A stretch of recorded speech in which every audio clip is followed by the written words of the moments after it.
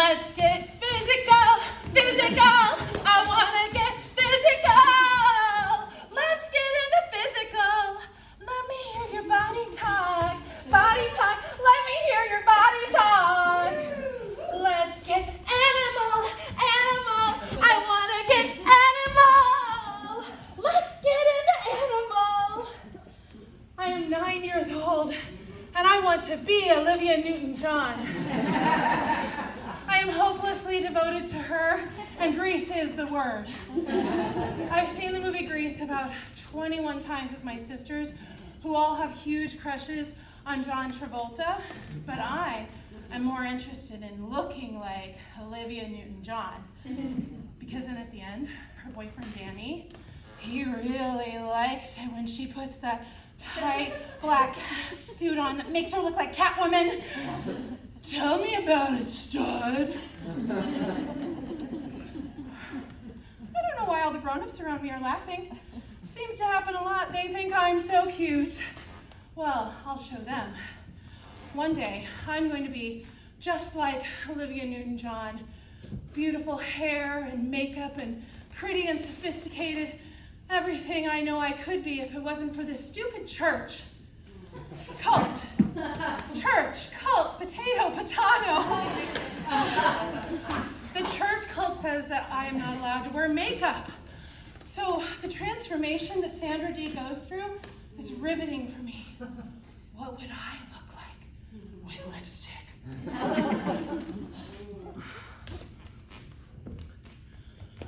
Women are not supposed to wear makeup in the Worldwide Church of God. We are not supposed to be anything other than humble, pretty or mysterious or sexy. Forget about it. Please, women are here to make babies. I understand that very clearly from my hard aluminum seat at the C.K. Newsom Community Center in Evansville, Indiana. I'm wearing my Saturday's best, my hair braided tightly by my sister Sarah, and I'm proud of myself for sitting through the 2-hour service. But don't worry, the time goes quickly because of the theatrics of our minister, Mr. Bailey, who's this tiny, wiry man, kind of like Rumpelstiltskin.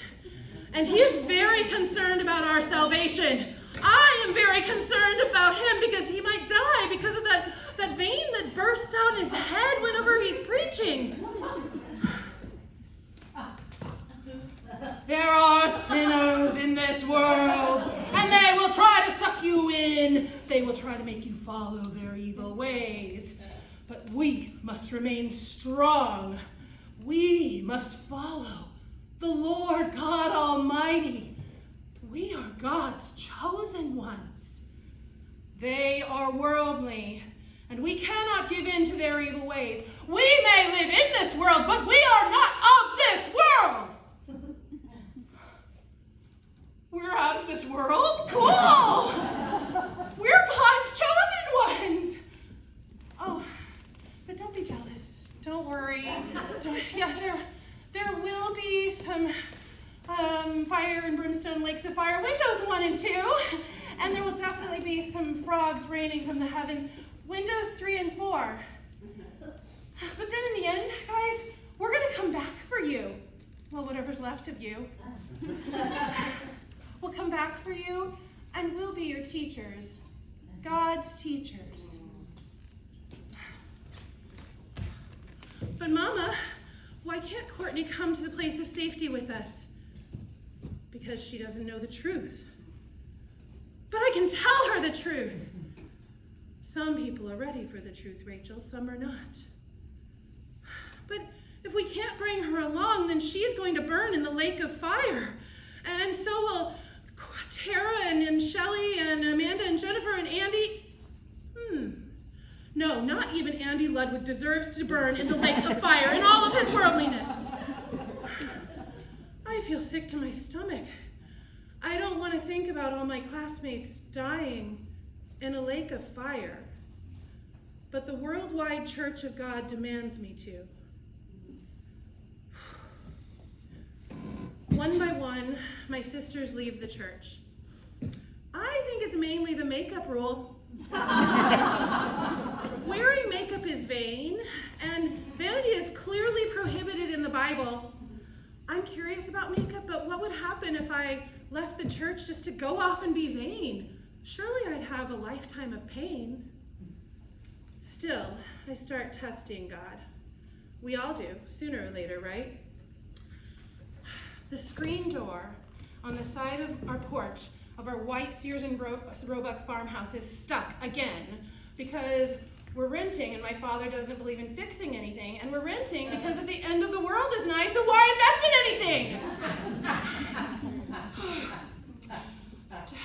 I'm pulling on the door and I'm thinking, someone has to be in there unless, no, open the door! Maybe they've all gone to the place of safety without me and I'm going to be left behind. Also, I've kind of forgotten that there are 2 other doors on our house that are always left open because we live in the country, right? And also because we're God's chosen ones, so we can leave the door unlocked. Wait a minute. If I'm one of God's chosen ones, then where was God now to open this door? Wait a minute. Where was God now?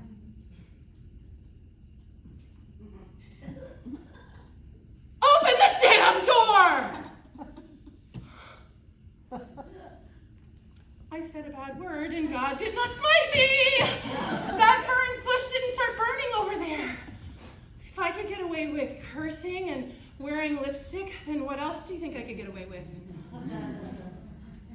Do you think I could celebrate my birthday? Birthdays are strictly prohibited in the Worldwide Church of God. Want to guess why birthdays couldn't be celebrated in the church? Because they're vain. My entire life I've tried to appear anything except vain. The meek shall inherit the earth. But what if you're not wired to be meek? What if there are greater heights you seek? Luckily, my mom seems to think there's a little bit of wiggle room on this one, so every year she bakes us cakes. And one year, she got me the birthday bear, Care Bear figurine! Care Bears taught me that I could do anything, that anything was possible with some help from my friends. But the Bible taught me that the meek and the poor shall be rewarded. Isn't it funny how people taking your money can be so good at convincing you that the reward will be worth all the sacrifice? You will be seated by the throne of God himself. You will be his teachers and leaders. You have the knowledge that no one else does. You and only you are in on the secret. So shh, don't tell anyone. But wait, tell some people because we want more people to join the church and get more tithes. The Worldwide Church of God requires 10% of all members' incomes. So my auntie mom and my construction worker dad, raising 11 children in southern Indiana, give 10% of their income to this church. I don't think the Care Bears would ever ask for 10% of my parents' income. The Care Bears are modern day apostles.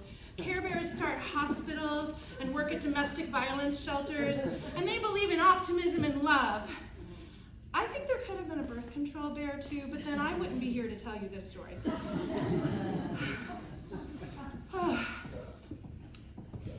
The Care Bears live in Care-a-Lot, where they dance and play on the clouds, and everyone is happy, and they teach us that you can never care too much, and we should love everyone. That sounds different than the Old Testament version of love that I learned about, which had to be earned, sometimes at very incredible costs of rigorous personal tests, like preparing to kill your own son to prove your loyalty to God. I don't think the Care Bears would approve of such tests.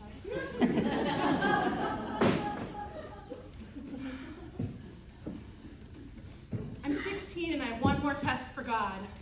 Thanks to the power of public schools, I have come to the crystal clear realization that everyone else's church is way more fun than my religion. 8 of my siblings have left the church now, and some converted to Catholicism, someone converted to Judaism, and my sister Sarah has declared that she is agnostic. And I think that sounds good to me. Agnostic basically means, I don't know. You can't argue with agnostic. Oh, me? I don't know. You have to move on. You can't argue with it, right? We accept it. And I've been arguing with my dad a lot lately. I have all these questions, like, why can't black people marry white people? Oh, they can be in the church, they just can't marry each other. Okay, seems a little racist. And gay people, they're really an abomination. Sounds harsh. Oh, and they're supposed to be stoned. Oh, but we don't believe we should actually stone them, we just believe they should be stoned. Okay, got it. It's hard to believe, but I was starting to see some holes in these theories. These commandments, these demands that some rich white guys in California were making of me and my family in southern Indiana. So, my final test is really a test, not for God, but a test of my parents. I have been dreading it, but I tell my parents I need to talk to them. I'm expecting my father to yell, "There may be actual fire and brimstone." I'm not sure I'm strong enough. I don't want to go to church anymore. My mother, as usual, is quiet, but my father is also quiet, eerily quiet, sadly quiet.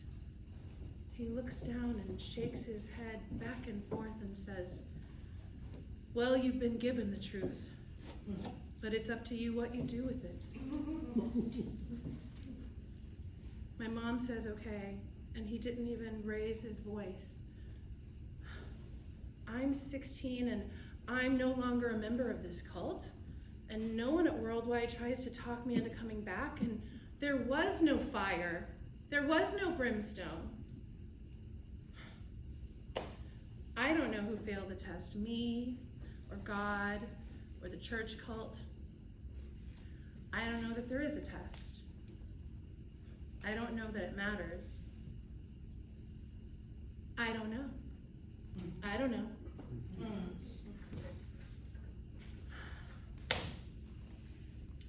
I spent my 20s thinking I could get pregnant just looking at a man. There was never any question in my mind as to whether or not I would have kids. I'm the youngest of, who's been paying attention? 11, right? So I never expected to have a hard time getting pregnant. When I'm 33, it finally happens, and I lose the pregnancy in 3 months.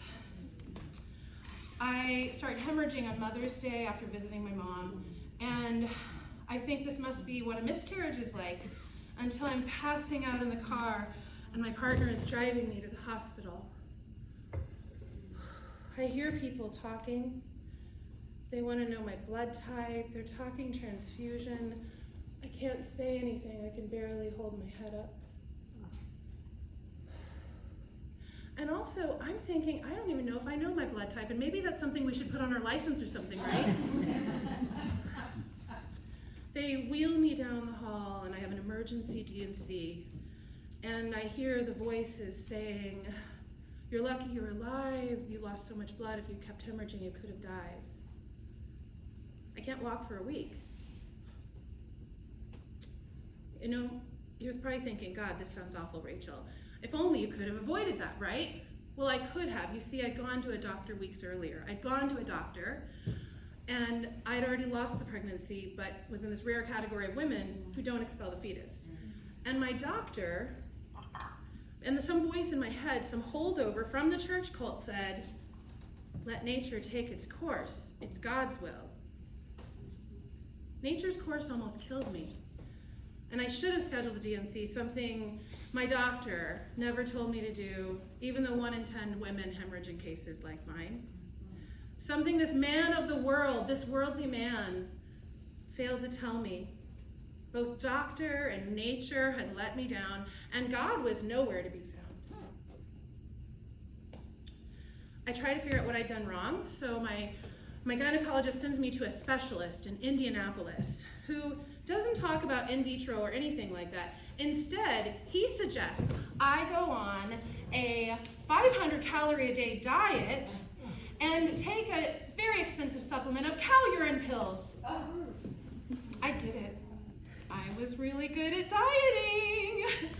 I started in 6th grade with Nutrisystem after bullying in middle school left me crying day after day. And I lost the weight and then it came back just like every other diet I would ever do. So here I was though, 35, thinking it's now or never to have kids. And there's this doctor, this actual medical doctor telling me to take cow urine pills, HCG it's called. And so I do it. I do the cow urine diet and I lose 70 pounds. And I still don't get pregnant, but I do get a divorce. Then I gain back all the weight and then some, because weight set points are real. And I was starting to realize I would never be a mother. The one role in life that I really wanted, that I thought I'd be good at. Was this God's will? Was this my punishment for leaving the church all those years ago? Was it all the drinking to excess, premarital sex, not keeping the Sabbath day to keep it holy, and forgetting all about all that I was taught? Or was it just dumb luck? I don't. When I'm 39, my parents' health begins to fail. And my mom is lying in her hospital bed, gasping for breath due to congestive heart failure, and I feel her slipping away. The nurse has administered a sleeping pill, and I know she's going to be asleep soon, but I want her to know it's okay to go. She's struggling so. And she always loved it when I sing, so I press my face against hers and I kiss her. Guten Abend, gute Nacht, mit Rosen bedacht, mit Näglein besteckt, Schub unter die Deck, morgen früh, wenn Gott will, wirst du wieder geweckt,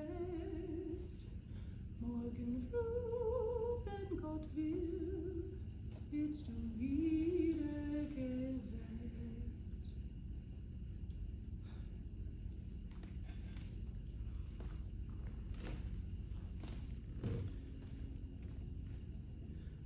She's gone to sleep, and I pull out my phone. I'm staring at my phone, and then I realize I'm not sure if her chest is moving. Is her chest moving? I don't know. I go down the hall to get a nurse, and she comes back and says she's gone. And I go down the hall and tell my siblings that she's gone.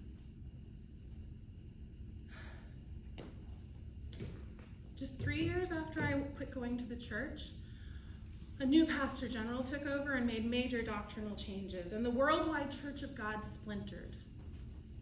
My mother, disillusioned, quit going to church, and my father went to an offshoot that held on to the ways of the old worldwide. So, when my mom died, the funeral ceremony was held at a lovely church she'd never attended.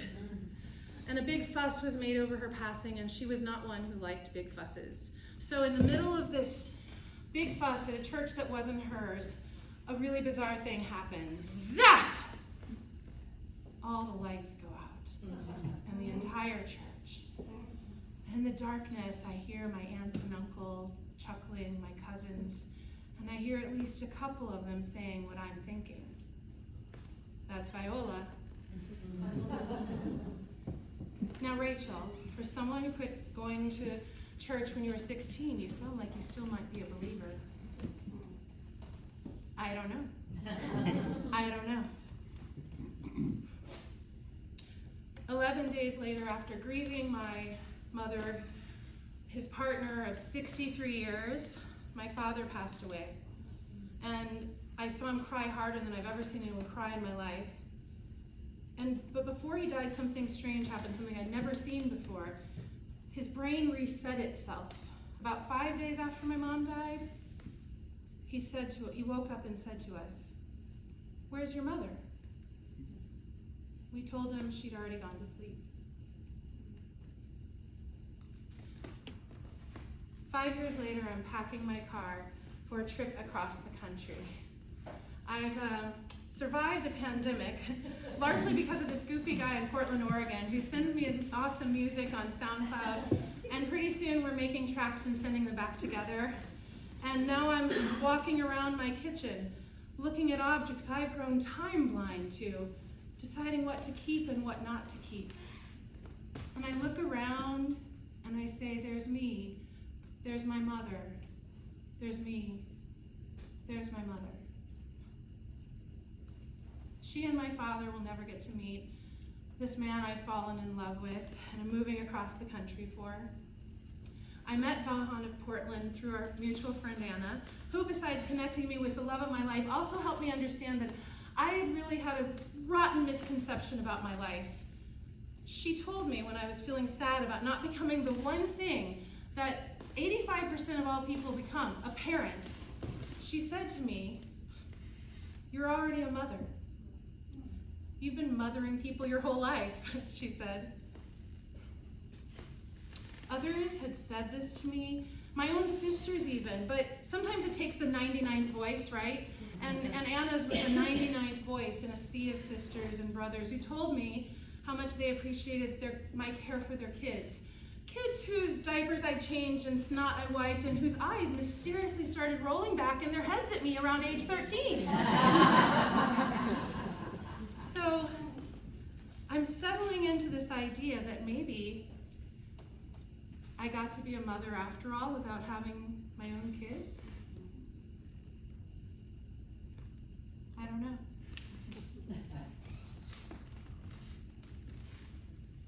My niece Tanya has given me an embroidery kit for my birthday, and I'm excited to have a project. Maybe, embroidery hoop in hand, I'll move closer to serenity, to my mom's calm center. Because there's nothing like moving across the country to make you appreciate what you're leaving behind and what you keep. To marvel at what you keep. Tender hugs, soft caresses, loving glances, kind words. We keep them here and here and here, under the soft padding of our hearts and our heads. We write them and sing them into existence for all the world to see. Because aren't memories the softest and lightest of anything to carry? And when you're driving across the country with your sister and your 18-year-old cat in an SUV, space is at a premium. And the chance of something getting broken is high. So I brought to Portland all these soft things, these things that could not break.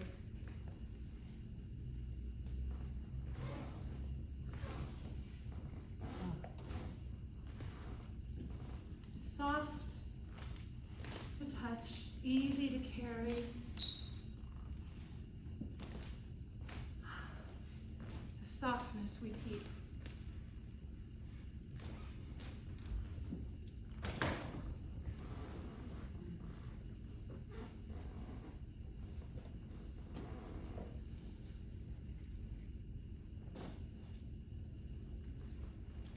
Mama's quilts.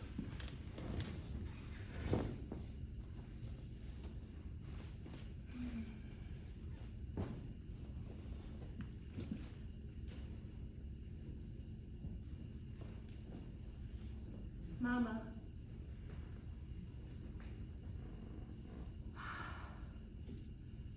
The softness I keep.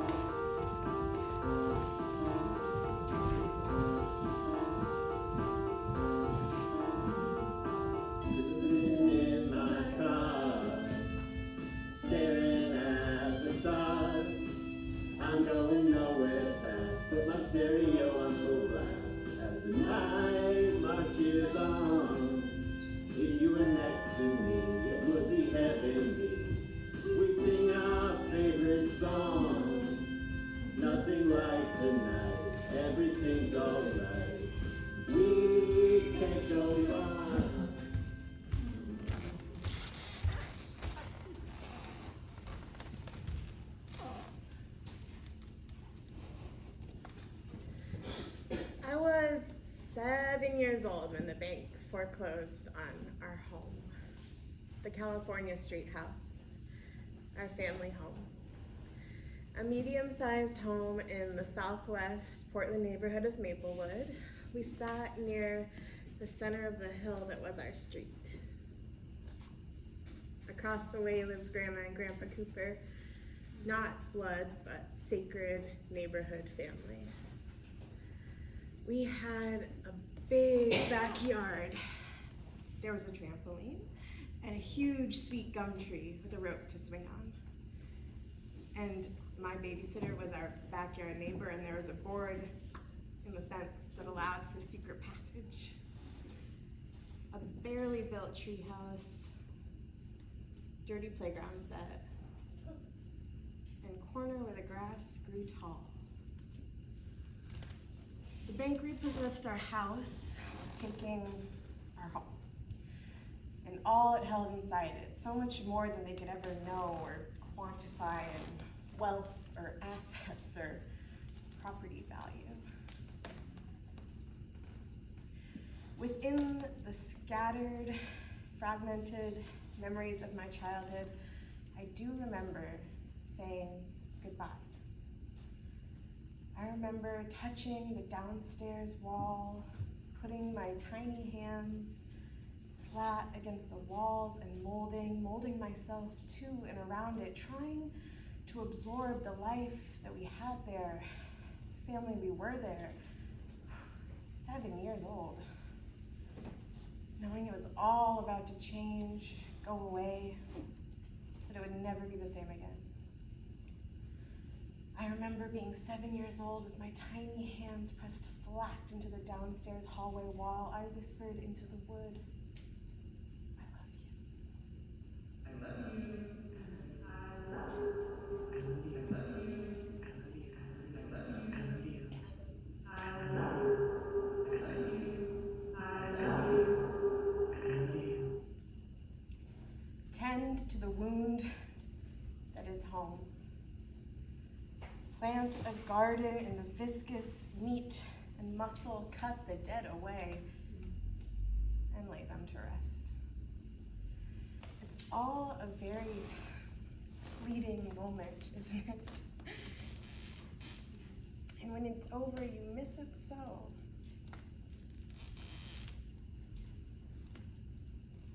So do I.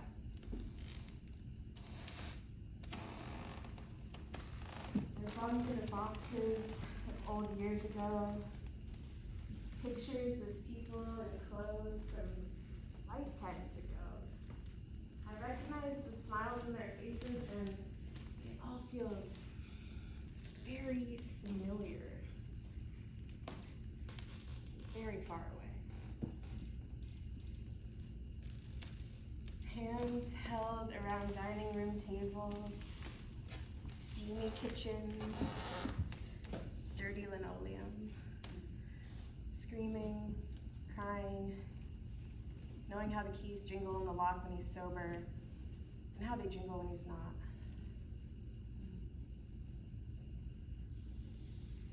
I try to write a list of the places I've lived, the homes I've had. I can't ignore the growing category with question marks on the ends, goading me like little mischievous fucking tails. They swirl and taunt. They were never mine to begin with. None of it was ever mine to begin with, only I.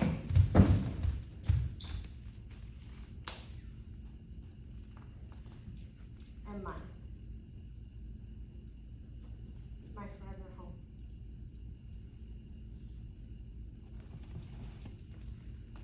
Sometimes saying goodbye is putting to rest what we could be, and the lives we were going to lead, and the people we thought we just might become.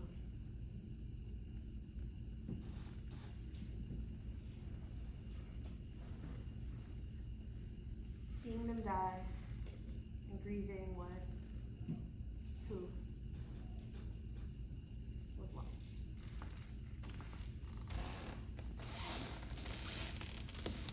Remember the places that make your insides warm. Remember where they sit in time and space and the colors and shapes of them as they are when you love them or look to them or walk by them on slow afternoons.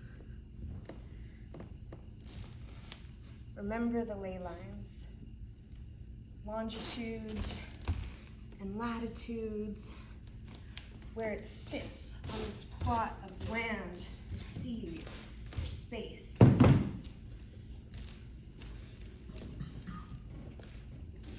Because the world only changes. Change is the only constant. And in this new paradigm, this world that's unfolding, all we really have is one another. To pull us back from the dark ledges, to wrap us in enfolding embrace, a heart to heart. Let my heart beat near, true, strong, solidly against yours, chest cavity to chest cavity. To watch us cry quietly as we sob and shed and rebirth ourselves once again from the watery ashes with you, my beloveds, by my side as witness. Because a new earth is emerging, clawing forth to be born, and all we have is ourselves. Only I am mine, my forever home. And one another. No soul left behind, no hand unheld. You hold on to me, I hold on to you right back. We swim in reciprocity, in mutual care, in aid, in healing. We swim in dark, very dark pools, where windows of what could be, what can be, glimmer before rejoining the watery darkness.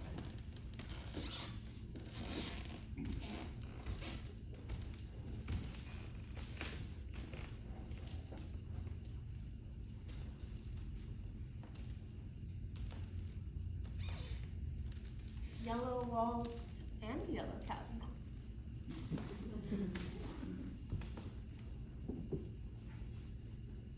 The strips on the fridge surviving past circulation. Yellowed and ashy at the touch. My neck hairs stand on end.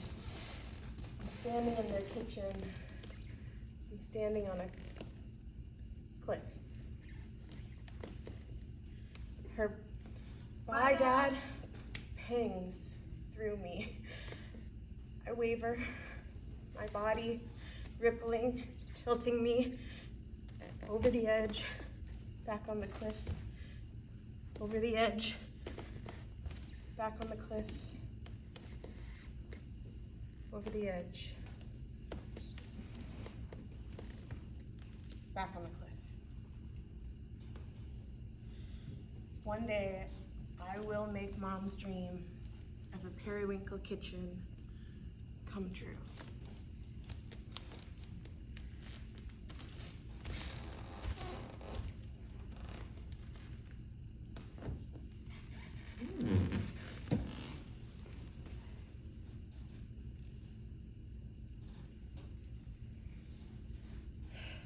I sit and hold hands with my grief. She is the freshly 7-year-old me. My hands grip tighter, painfully tight. We sit on a disembodied kitchen floor. It's liminal. It's linoleum.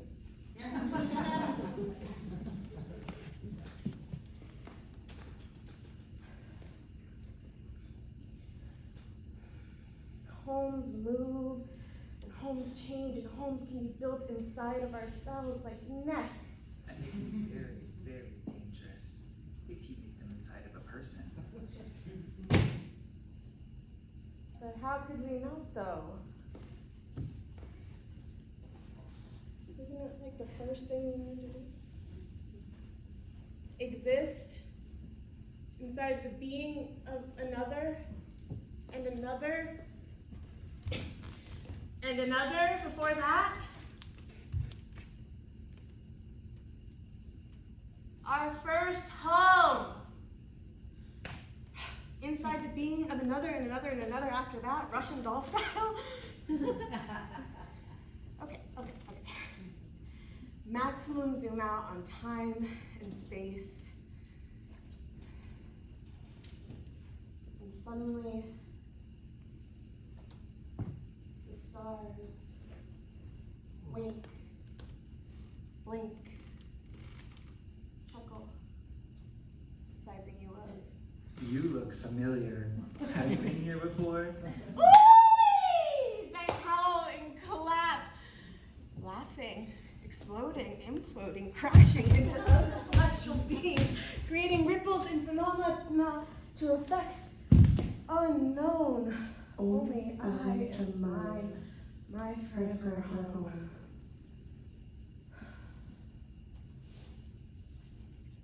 Lay the foundation within.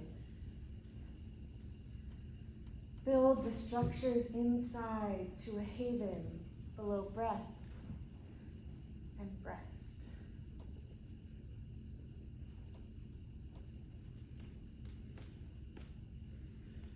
From my century-old window, I watch as two houses directly across the street spring up, slowly stretching up and out like a kid who wakes sleepily, yawning big before the angles of his arms stretch up and out. The legs and walls and back and bones of these homes begin to stand on their own.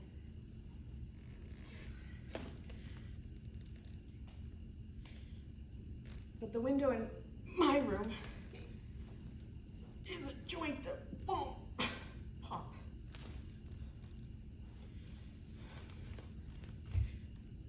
It aches and jostles around, not quite finding the socket it belongs to. Whew, time makes us sticky and stubborn.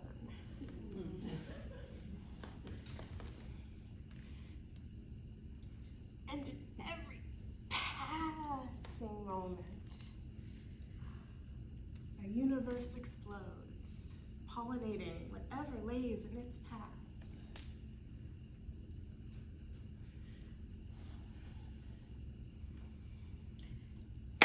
We went around the sun again. Woo! Under so many moons,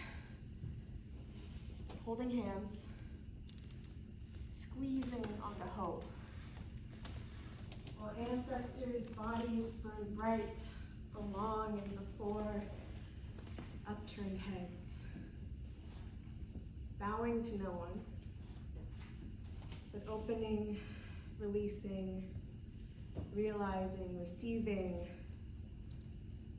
awe.